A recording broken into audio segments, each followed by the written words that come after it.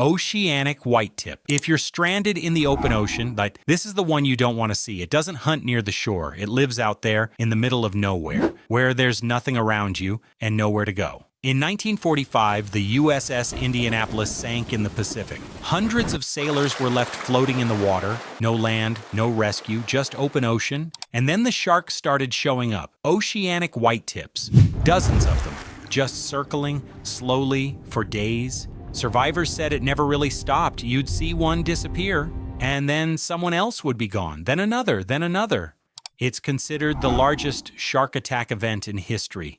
Even Jacques Cousteau called it the most dangerous shark in the world. Out there in deep water, you're not in their territory. You are the situation. That's just shark number one. And it's not even the strangest one on this list. If you didn't know sharks could operate like this, subscribe now. What's coming next will completely change how you see them. I didn't forget about you guys from the last challenge. These are the 5 who got it right. Well done. Let's see if anyone can beat that today.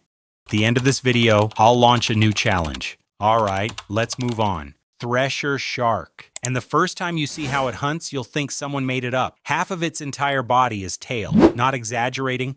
The tail alone is as long as the rest of the shark, and it doesn't use it to swim, it uses it as a weapon. Picture a school of fish, tight together, nowhere to go. The thresher circles slowly, builds momentum, and then snaps that tail like a bullwhip. The crack is powerful enough to knock multiple fish unconscious simultaneously. Some strikes have been filmed launching fish completely out of the water. Then it just turns around and eats them, one by one, while they're still stunned. Scientists only captured this on camera for the first time in 2013, off the coast of the Philippines. Before that, researchers suspected it hunted with its tail but couldn't prove it. This shark had been hiding its hunting technique, bull shark.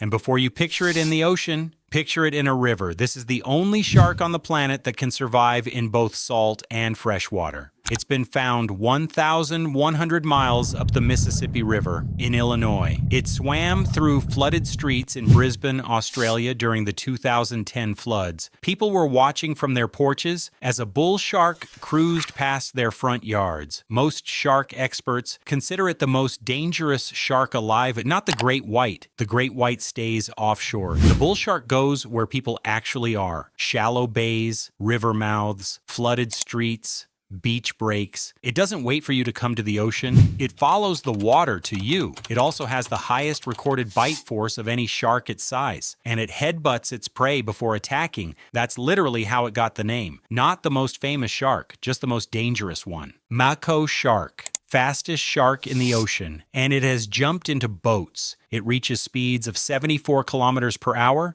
faster than most highway speed limits in a school zone. It hunts swordfish and tuna, the fastest fish in the ocean, and catches them. In July 2022, a mako leapt onto the bow of a fishing charter in New Zealand. In 2022, a 10-footer jumped directly into a boat cockpit off Long Island, New York. And the part that unsettles people who know makos, it's not the speed, it's the intelligence. Makos have one of the largest brain-to-body ratios of any shark. Studies show they learn fast, recognize individual researchers, and display what scientists describe as distinct personalities.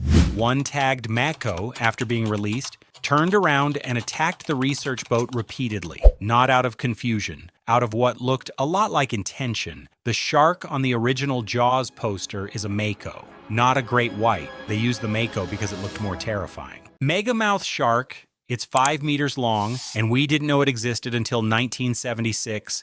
A species the size of a pickup truck swimming through every major ocean on the planet, completely unknown to science until a U.S. Navy ship accidentally tangled one in its anchor cables off Hawaii. The crew had no idea what they were looking at. Neither did the scientists. It was so unlike anything previously known that they created an entirely new genus and family just to classify it. Think about that for a second. This is 1976. We had already walked on the moon, mapped most of the planet, and sent probes to Mars. And a 5-meter shark was still out there, undiscovered, casually swimming through the Pacific. As of 2025, fewer than 300 have ever been seen by humans, total, in recorded history. It spends its days 500 meters deep and rises to the surface at night to feed, mouth open, glowing.